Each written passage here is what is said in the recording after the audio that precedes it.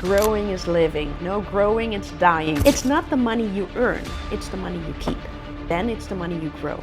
Rich people don't work to pay their living. They work to grow their money. We were not born not feeling enough. It happened along the way, so it's written in our unconscious minds. Everything has to do with money because that's the fuel of life. The universe will give you whatever you order. You change and then your life changes. What is the first thing that keeps people broke? Most people do have a feeling that they are feeling broke or they want more. When I look into my life, I've been an entrepreneur for, well, let's say almost 30 years right now. And I had my ups and downs. When you have your ups and downs, it's like, why is it up and why is it down? It's not because we cannot do it, but because we're not allowing ourselves to do it. Interesting, right? So when you look at your scarcity mindset, for me, it's the way I was thinking. And the way we think creates our reality. So when you think about money, just the topic money, what is money doing in my life? So let's say, what is money doing in your life? And that's a very good question to ask. And this mostly unconsciously, so we're not aware, is coming from the way we were brought up. So what did we hear about money? What did people do with money around us? So was money scarce? Was money available? Was life like a treat? So we can explore and there's always enough and just use your talents and enjoy life and go into this world and experience? Or is it like, watch out, maybe you don't have enough, be careful. Always think ahead, you never know what can happen. And when we look to our lives, where first of all, for me, the biggest change came from scarcity mindset to more abundant mindset. And I mean more abundance because it's a growing process in the way we make space in our life, in who we are. I believe everything is there already, right? The money is there in the world, there's enough money, but it's not in your pocket.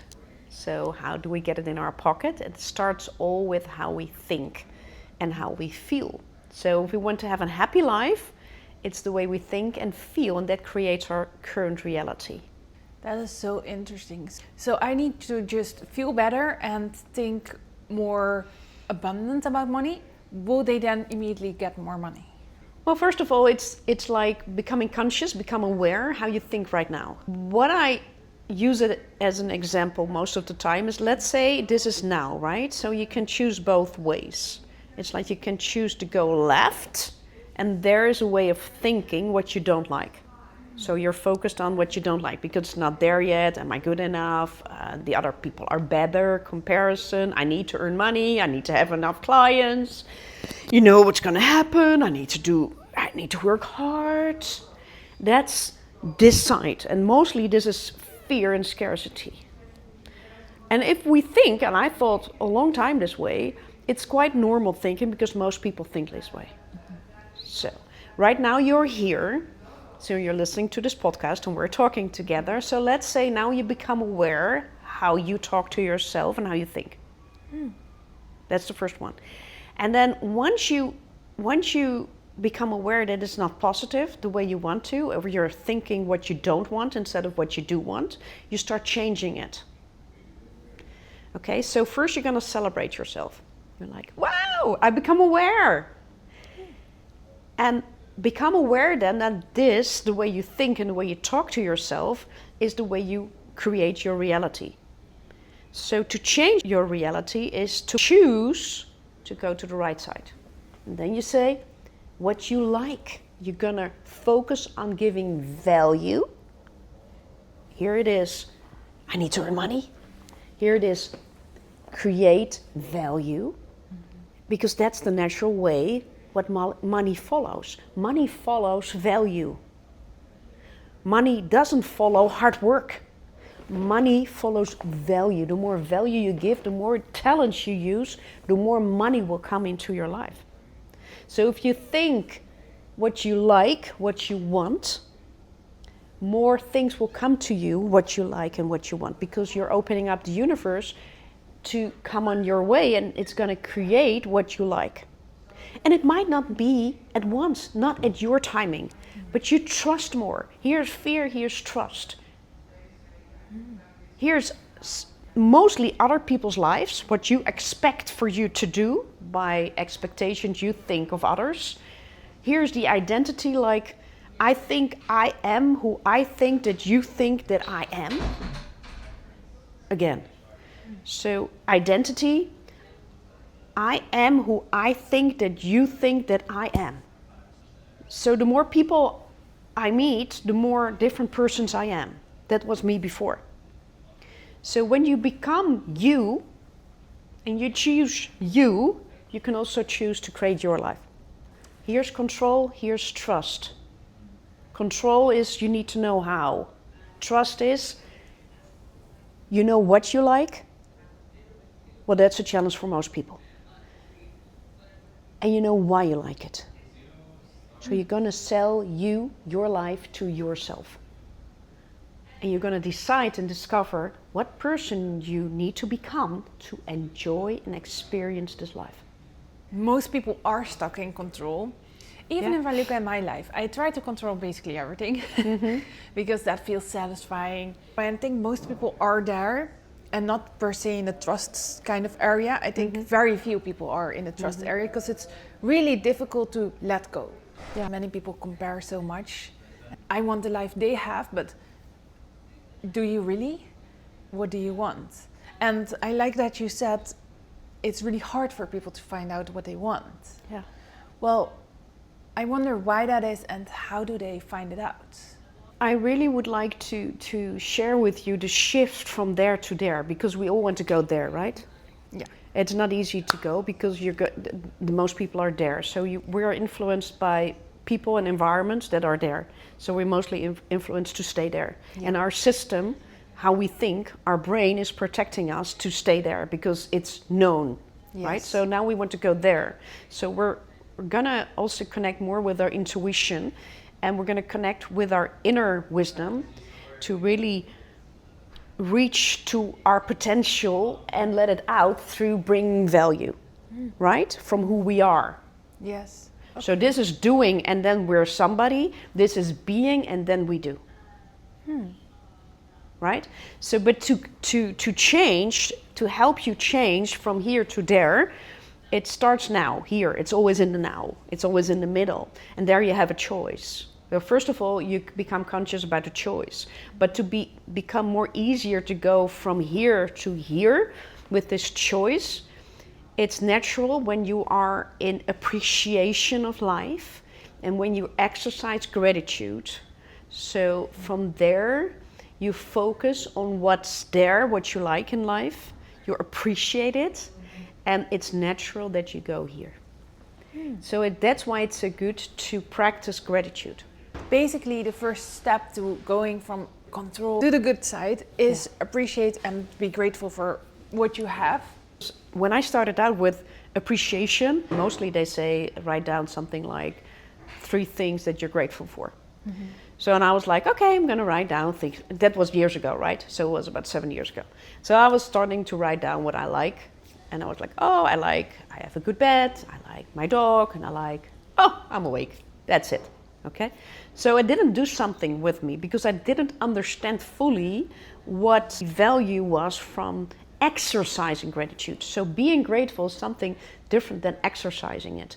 Exercising is that you go into the feeling, the emotion of how you feel when you wake up. So let's say you wake up, hey, I'm alive. Wow. And it's all also about the meaning that you give life. So let's say you open up the curtains and it's raining. You're like, shit, it's raining. Or you say, wow, it's raining. It's good for the plants. Right? So whenever I write down something, what I really like, it's also with my emotions with it. How do I feel with it? How much more colorful my life is because I experienced this in my life. One day I found a butterfly between two chairs in my house. And it just stayed there. And I took the butterfly, I went outside in my garden, and I wanted to put the butterfly there on the ground so it could, fly off. And it didn't fly off. It didn't. So I took it again, and then it opened, the wings. And it was the most beautiful butterfly. I never saw such a beautiful butterfly. I still have pictures from it. What is the energetic meaning of this butterfly? It was a very special meaning. For me, at that moment in my life, it was spot on. It was like, wow. Mm. And then I was, okay, it's not going to go outside. Probably it's going to die, I thought. So I'm going to put it in my plant inside. Next day, I couldn't find the butterfly anymore. I was like, okay, it's gone. Probably in a dark place or something, I don't know. And then suddenly it was flying. So I was reading and it was flying. I was like, wow, there's my butterfly. And I opened the window and it flew away. But really flew away, like whoosh. And this had a certain meaning. So if we're more in tune with ourselves, or become more us, you get in tune also what happens around you. Become more conscious, become more aware. Everything happens at the perfect time, perfect location, with the perfect person. And if you trust life, when I started to trust life this way, I was way more relaxed. Mm-hmm. And when we are more relaxed, there's more space for the universe to surprise you. Because I was so in control to try to being safe. I was so controlling, there was no space. But if we let go, there's more space. And be surprised. Yeah. This life is to experience. And your question was like, just before, how do you discover what you like? Yeah. Okay. So to discover what you like is first to look more around you what you like. And look in a different way. I was looking like, oh, I like that, but it's too expensive. Oh, that's not for me, that's for somebody else. Before, I would talk to myself, how, that's not possible, with whatever I experienced before, so I lived in the past. Mm-hmm. I let it go. I only was saying what I would love, what I love to create, and it's there. And that's the surprise. So it's not like that I'm only dreaming, because there's also action needed, okay? So to focus on what I like and why, how it's going to change my lives and also other people's lives. When to experience, I would say, what you like, go and travel. And don't fall in the trap of how.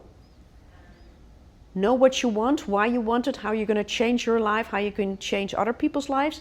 And next to that, start moving. Take your first step to your goal and keep on moving to your goal. No moving, nothing's going to happen. And if you have a big goal, be sure that you're going to be responsible for yourself. You choose also to have the most change in yourself, because probably your current version will not enjoy, will not be able to receive the life that you want. Growing is living. No growing, it's dying. A plant that is not growing, it's dying. If we're not growing as a human being, we are dying. You see it in the people's eyes. To live an abundant life is not your bank account. It is a choice that you can make today. Because there is abundance all around us. And if we become aware that everything is there, it's only for you to receive and to decide what you like in your life. And then to move towards it. That's it. Wow. That's so freeing. I that know. Thought. Yeah. You don't need any approval. Yeah. You don't need luck with the lottery. You don't need your education. It's not your strategy. It's not your business model. It's not your funnels. It's not being out there. It's you. Most business coaches we know, they're looking at your business models and how you can do better, etc. Right? You need funnels. Yeah. You need a website. If you Social don't have a media. website, wow, your business will not grow. Well, I can tell you, your website, your office, your funnels is not growing your business.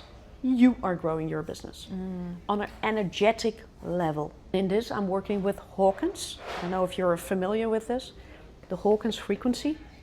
I've heard about it, but I don't know much about it. Okay, yeah, it's quite interesting because you have certain frequencies. So you have the force frequency. Yes. There's where this side, and we have the power frequency. So here is living to the outside, forcing, working hard, being lucky. You know, I'm not born in a wealthy family. I didn't inherit anything, so somebody has to save me. Here it's I'm creating, I'm being. Here it's doing, I'm somebody. Here is be and then do. Well, that's way different. That's power. So we have the courage energy that's in the middle, and there you go upstairs. There you go up, like really being happy, be joyful, be loving. If you're on that energy, Azada, you will grow whatever you want to grow. Because you will be like a magnet. The other way around, you work hard. You run numbers. You run funnels. You spend advertisement. Yeah. Different, right? Yeah. And it's the same with you leaving for Asia. It's scary. But if you stay in trust mode in this side, you will experience way different. For someone that is working really hard and believes that hard work pays off, but they are still not getting ahead, what is going wrong in their mind or life right now? Well, there are several things, and I remember from my time, you know, when I was in my 30s, I worked so hard. The show must go on. Hard working is not bad or something, but it's the reason why we're doing it. Okay? So there are several things that what I worked on, what you can work on and think about. First of all, why are you working hard? So mostly it's from the outside. You think that it's expected of you. So your self-worth is connected to the way you work. What you do, if it's success, the more value you feel with yourself. That's for most people because they fit in. They fit in. They don't feel belonging, like Brené Brown is talking about. Belonging is being, you know, the being. And hard working from fitting in, be somebody, is the outside, is this way. That's the first thing. So become aware, why are you working so hard? Especially when you are postponing things that you like. I postpone things. I still remember, because look also at your time and your choices. I still remember when my niece, she was 12, almost 12. And she was calling me and said, oh, would you like to join? I do my musical. Are you also coming? And I was like, oh yeah, I really would like to come. When is it? She said, well, it's Tuesday evening. I said, well, the Tuesday evening is always my working evening. I cannot come. And that time, I was so into the mode of I have to work. That's my responsibility. Otherwise, I earn less, and that's my safety. So I am in control, remember? And I said no to her. It still hurts me because I made choices that I didn't like later at all. But that time, that was my mindset. Second thing is, we are only brought up and educated working for money. We're not learning enough about money. We have to manage money, but we don't learn anything nearly at school. We don't learn about investing. And that's what we know, what we hear about it, what our thoughts, like for me, my thoughts about investing, and I started early 50s, learning first about it and then investing. So the first investment is in yourself. That's the best investment because you're the biggest asset in your whole life. Investing is three things for me. First of all, it's very difficult. It's only for the really smart people. So not for me. Second, I need to start out with a lot of money. Third, it's risky, I'm going to lose my money. It's not the money you earn, it's the money you keep. And then it's the money you grow. So let's say we have two groups.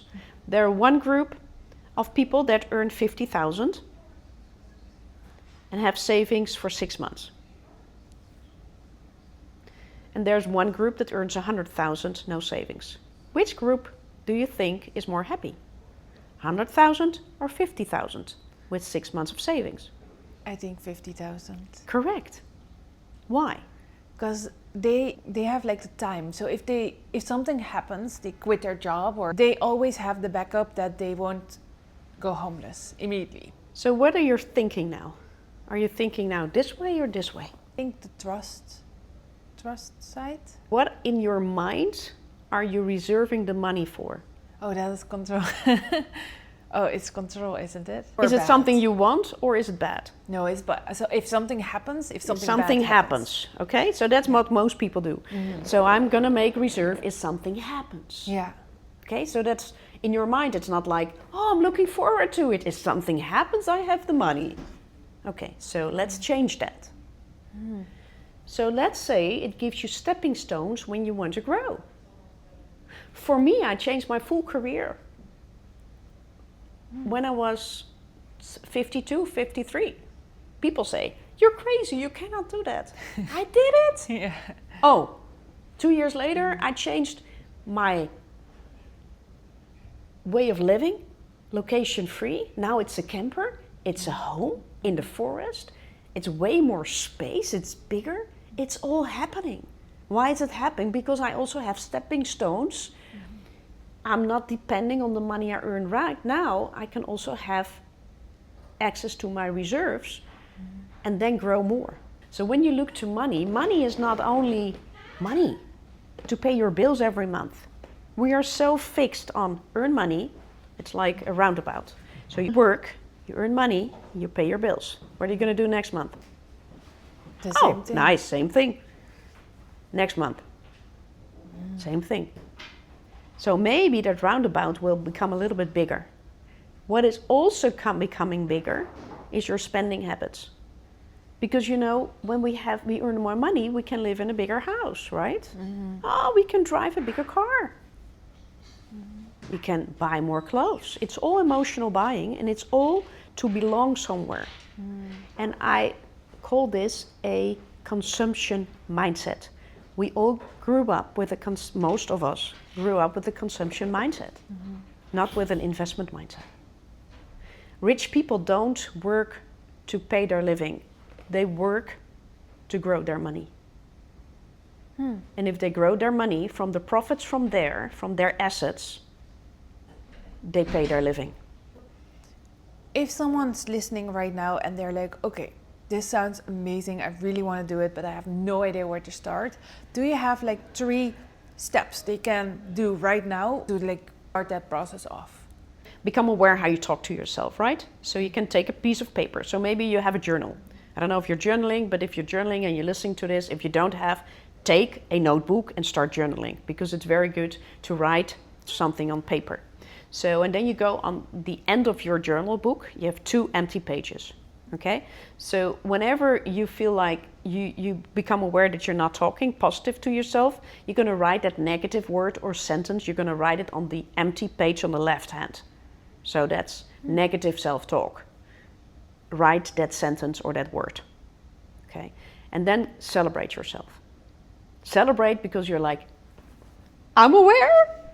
And then you decide to change it, because then you're going to write down on the right hand side positive self-talk. You're going to write what you like to say to yourself, okay? And you're gonna purposely tell that to yourself out loud.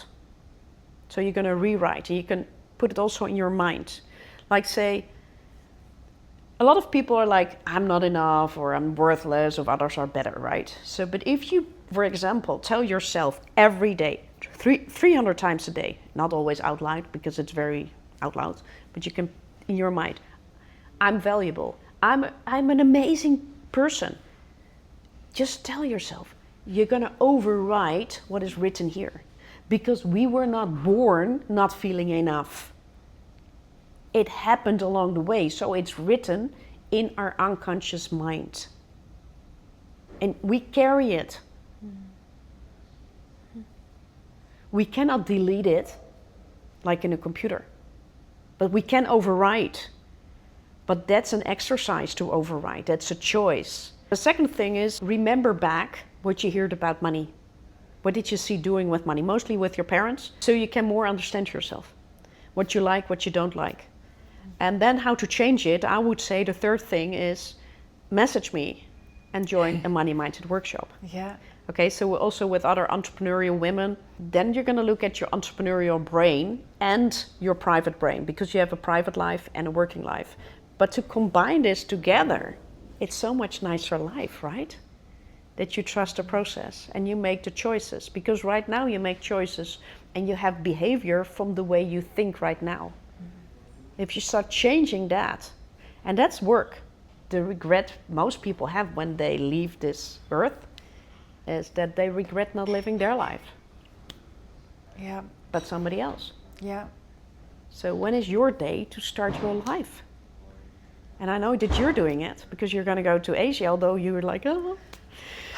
Scared, but if I don't do it now, my life will look the same always. We're gonna risk it all. Not a lot of people talk about money openly or easily like this. They manage it, or like do it in like a Google sheet, you know, and they write down, oh, this I spent this on this, and this is my budget for the month. Okay, and then you're calling it budget. Yeah. That's also nice. Budget is like limiting. What do you think about a spending plan? How would you like your life to be? Oh. That's also different, right? This is limiting. This is what I think. This is my perspective, what I think is possible for me. So your perspective in life, it's like the box. We like the boxes here in the Netherlands, right? Box. This is your box. What box are you in? Okay, this is your box. Or this is the way you look at it. And what I see with my clients is that they are like this. There's more possible. So your view is going to be different.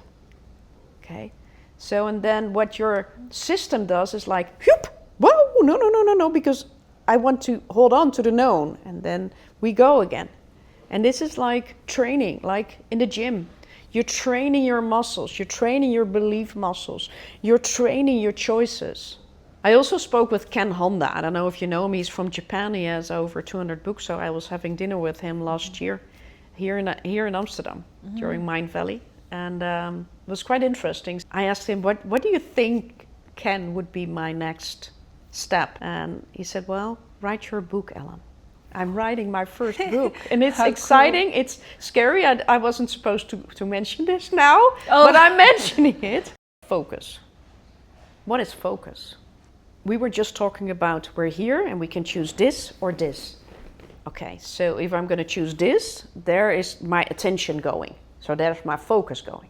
So where my attention is going, it's growing. So wherever I put my focus on, it's growing. Mm-hmm. That's why it's so interesting. If we focus on the things we want, it's growing. When I was little, we didn't go out so much. My parents divorced when I was 10, and then we went from a nice income and nice financial situation to a smaller house and less money. So whenever I finally went somewhere, doing something nice outside, or, you know, my mom was paying, I was like, I really need to enjoy this now. So I was tense to enjoy it because it was tied to a lot of money. I had an image about I must enjoy it now because it's not coming back. It's only one-time deal and it cost a lot of money. That combination got me when I was a little bit older, like I really need to enjoy it now. So I was controlling the situation, afraid that it wasn't enjoyable, afraid that I was just that the money was spent, but I didn't enjoy it to the fullest. So now I appreciate whenever I spend money on me because I feel the value that I'm valuable to experience this life, whatever I like to experience, and there are no limitations. The only limitation is I put on myself from my mind. Many people have heard this or have seen reels, social media. They know exactly what they need to do, but they don't do it. Why do they have that block? It's a masquerade for fear. What if they fail? Who are they if they fail, right? You postpone. because you think you're not ready. And most of the time, it has something to do with identity. Do you feel like it's worth? Because some clients of mine are also afraid for success. What will happen when success takes over? It's like, wow, what's going to happen then? Because I'm visible, especially for us as women, right? Now, let's say when you look at it, that you're postponing, or maybe you're not raising your prices, or, because it's like a little bit scary. But in the 60s, women were not able to be financially independent. Women were not able to have a mortgage. Women needed their signature for a bank account, a mortgage, and of a credit card by their husband. They were not financially independent. Most women were not working once they were married. They stopped working. They said, okay, no more job for you, especially when they had children. This until the 70s, it was not normal. And then the 70s came, and then we started working. We became more in our masculine energy. But why? Because, we had to prove ourselves, and there we go. Then we lose our feminine energy. And now I feel like the feminine energy is coming back, and that is so important now in this life. So it's like we need to work harder, we need to do more. And are we okay? Are we valuable enough? Is it okay for us as a woman to be in the picture and be so successful, be doing that? Is it okay for me to enjoy that life? Is it okay to be unreasonable, to do things that are unreasonable, to do things out of what most people do? Is it okay for me to be strong? Is it okay to be me? Is it okay to show me? Is it also safe enough? A lot of women would like to have safety, right? Did you know about the generations? No, not at all. Here we go. No idea. Yeah. So here we go. So we carry this within us. And it doesn't mean that we do less or we are less. This is one of the most asked questions online. Okay. Okay. Yeah. Many people in relationships have fights about money. It's mostly money. Why does anxiety or issues around money leak then into relationship? What is like the connection there? Okay. Well, first of all, both of you in a relationship each have their own money blueprint. So it's very good for you both to know what are your active money types, money archetypes. So there's a free money type quiz that I have on my website. You can share if you like. So you already know your money types. So probably you're different. So you both have different experiences. You both differently have seen something about money growing up. And you have your own truth around money. And that's okay. The only thing what is not okay is when you're both imbalanced, because then you can, boom, do this, right? Because money is there, money is love, money is freedom, money is choices. Money is so many things. So the way we spend our weekend is based on the money we have. The way we travel is based on the money we have, mostly. We make all decisions on what we have and what we might expect to be more in a certain perspective, the box. Then money is in charge in your life. The way you can change that is to work on yourself and to go more into the energy of a warrior and a magician money archetype. The warrior archetype is looking outside, is connected to the outside world and actually is making things happen. The magician archetype is your voice inside and gives you direction in your life. Your inner world, your magician energy, is connected to the universal energy. So you can start working together with the universe. Things can happen by coincidence, you think, but it's all together like an orchestra. Okay, so let's say you drive your life bus. There's somebody steering the wheel. Well, your active money type is steering the wheel. So if that's the warrior, it's great. But it's the victim or the innocent or the creator artist, like let's say it's a creator artist. Interesting, then you have a lot of ideas and then they have another idea. Wow, I have another idea. I have another idea. And then you keep on having ideas, but that you're postponing because you're just working, but nothing is coming out of there. So the warrior should be behind the wheels, and in front of the bus next to the warrior is the magician that's giving direction. In the back of the bus, there's the creator artist, about 10%. Know that everything that you choose, the way you live, the way you experience life, everything has to do with money, because that's the fuel of life. No money, problems. More money, problems. Why? Because if you don't handle money right, there are more problems coming. Most of us are putting all our energy, life energy, into earning money. Forget our health. Once we have the money, there's no health, and we put all our money to be healthy again. So when you look to the wheel of life, all the different areas of life, it's very important to get some balance too, to see where you are everywhere. And when you look to your relationship with money, the finance area of life, it's actually influencing all the areas of life. The way you spend your time, what you're doing with your health, your movement, in your relationships, with yourself, with your partner, with your friends, your family, everyone. The way you travel, the way what you do with your life, what you like in your life, what you would like to experience in life, your work, your mission. Because there is the biggest change that I experienced in my life. Making better decisions for me by thinking and feeling differently. Why is it that so many people tie their self-worth to their income, especially women? To prove themselves that they're somebody. We have our self-value connected with how successful we are and how much we earn. It's like, and of course it's more safety, right? If we have more money, it's more safety. But it's really from doing instead of from, and then be somebody. So it's the other way around. So it's very tiring, can be very tiring, right? Yeah. And I think it's also important that you define how your dream life looks like and what you need every month for that lifestyle. Everybody would like to live financially free. It's a very different life when you want to live somewhere in nature where there's not so much monthly expenses, or you would like to live in a big villa and have a boat, a yacht, or whatever. We realize that there's a different commitment to go to living your life. If you need 2,000 or you need 50,000 a month, that's very different. Both is possible, but it's a different effort, it's a different way of thinking, it's a different person. It's also a very different life. First thing is to look at yourself and say, okay, what amount a month is for me that it's sufficient, it's enough. So you have more peace of mind. Most people don't know. They just think always, I need more. It's never enough. I always need more.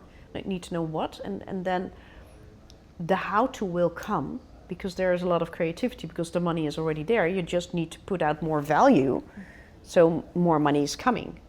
The other thing is quite interesting is when you don't know exactly how your lives look like, but you only want to have more money, but there is no destination that you put on it, like you don't know what you're going to do with the money. The money does not need to come to you because there's no destination. So let's say you're now going to Asia, right? Yeah. Probably more people say, oh, really would like to, always wanted to do that. I wanted to have a world tour. I want to take and travel. Oh, and then you're asking, and how did you like it to do it? No, I didn't do it yet, I tell you. And then you ask, let's say, okay, so what is your plan to go? Where do you like to go? When is the date that you're going? How are you going to have the money to go? And what are the travel plan? When I all say, I don't know, really don't know, it's about nothing is going to happen. You and me know. But also the universe know. So if we're not really specific what we want in life, we're not being specific, you're not gonna be able to attract that money because there's no destination for that money. There's so many sayings around money, especially when I did my research for this podcast online. I knew some from, of course, my family, but then I found a whole lot of new ones that all families around the world, in all nations use. And it's all around negativity. It's basically fear and negativity around money. It's always, you have to have money in the bank, or you should be humble and don't ask for much. And that rich people are bad, they're evil, and we shouldn't want more money because it's like Bible verses. Like in the Bible, there's apparently the root of all evil. The root of all evil is money. When I read that, I was like, whoa, yeah, they're right. And I was like, oh, rich people, they could be evil because now you have the whole Hollywood thing going on and they're all rich and all evil. But on the other side, I think if you have money, you can also use it for good because it's more resources to help more people. So money in good hands does good things. Money in bad hands does bad things, right? So you know who you are. And everybody is watching, you know who you are. Love in the frequency in Hawkins, the frequency of love, one person that is living in a frequency of love is touching 750,000 people on an energetic level that are living in a force in this side. How many good things we cannot do when there's no money or not enough money. Yeah, very true. Very so limited. Let's create some money by creating value. Yes. Okay. So always remember what lifestyle you would like. There's always life energy that we're putting into our work, giving value. And if you like what you're doing, it's not work, like work. It's something that expresses you. So it's your life energy that's putting in. So always make sure that you're doing something according to you. The more we receive as women, the more we can give. But mostly we're givers. And we have a hard time to receive. But then we empty ourselves. So we have energy leakage. Receive more. Don't fall in the trap of how, control, fear. Pay attention, focus. Where the focus goes, the energy flows. And it grows. Pay attention on what you like and why you like it. That's your motivation. And that's your fuel to start moving and keep on moving. With money, there are so many things that are happening. There are fights around money, there's war around money, there's crime around money. Yeah. And there's so many negative things that's happening around money. And actually money does nothing. I have one practice that's very nice. Let's say that you put in money is, some people say money is evil, rich people are greedy, let's say that, okay? So something like that. And then I start changing it and I said, okay, let's say you change money to the word shuffle.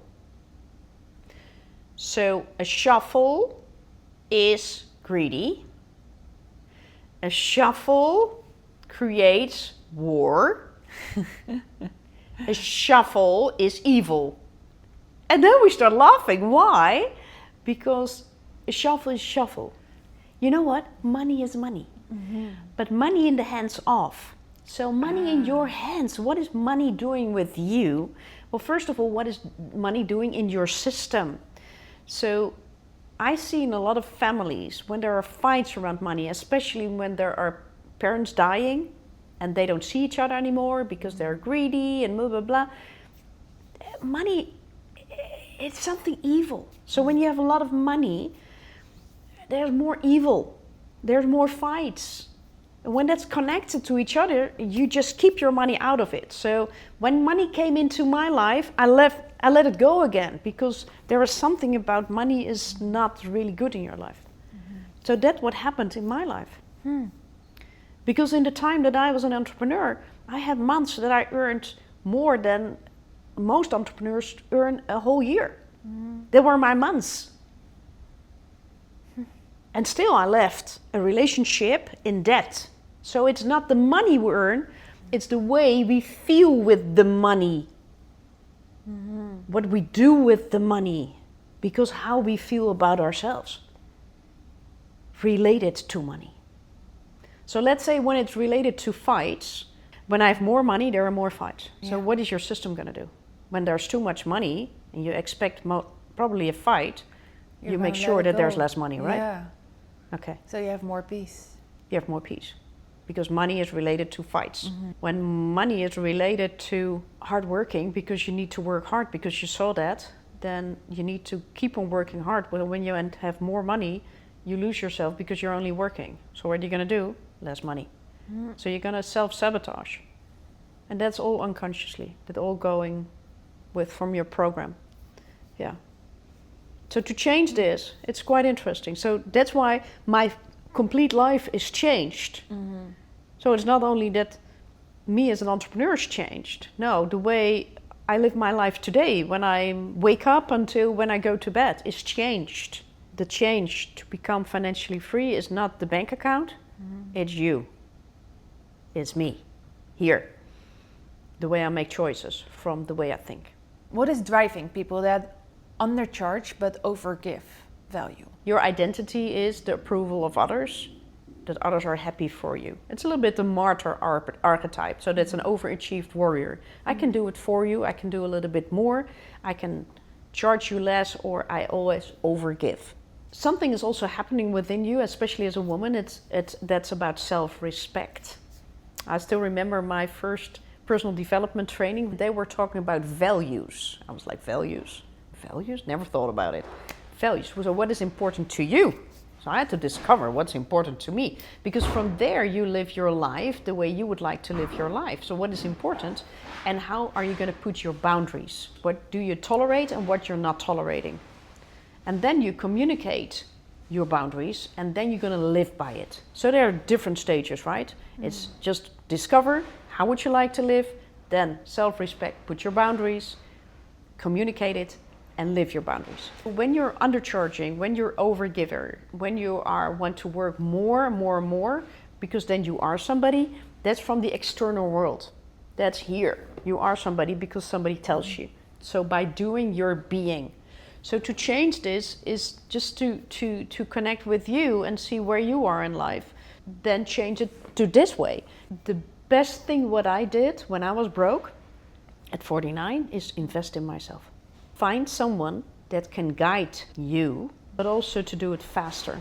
It saves you a lot of time. The way I talk, the words I speak, is the way I think, right? So I was noticing my self-talk, but also you're noticing how the way you speak. And then I noticed that a lot of times I use the word I should have. And once you tell that to yourself, it's actually that it's something that you don't want to do, but you think you should do it. It's not something from you. Or you're too late, you should have done it differently because somebody else wants you to do it. It's not something for you. So I started to change this word, delete should have or must, and change it to I want to, I choose to, I'm going to do. The second thing that I really changed with my words is the word after I am. It's very easy to say, oh, I'm so tired. I'm so busy, I'm so tired. Do you ever say, I'm so tired? Wow. A lot. A lot. Okay, so whenever when we say to ourselves from our unconscious brain, it's very unconscious to say, I'm tired. So actually what you're saying, I am, is an identity. Tired is, then you say to your unconscious brain, please give me more tiredness because I want to be tired. And the universe will give you whatever you order. It's like a restaurant.